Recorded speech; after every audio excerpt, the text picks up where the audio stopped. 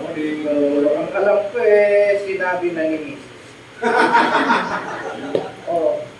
So, ang expectation ko dito, so alam natin na pumunta tayo dito, mag-attend ng SBP. So, training. So, ang expectation ko, kung ano man ang nalalaman natin, mas madagdagan pa. So, every time na may training, kung minsan sabihin natin na yung iba dyan paulit-ulit.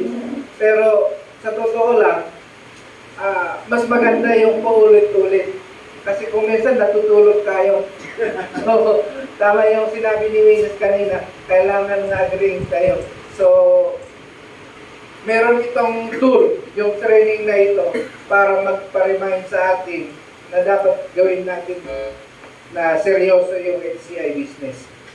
So, lahat ng sinabi nila kanina, ma-attend natin yung goal natin kung talagang siseryosohin natin, ipo-focus natin, hindi yung pag may nag-alok dyan, medyo nakaganyan tayo.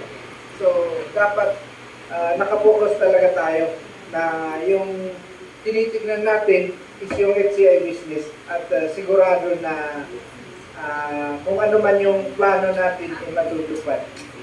So, yan. Thank you.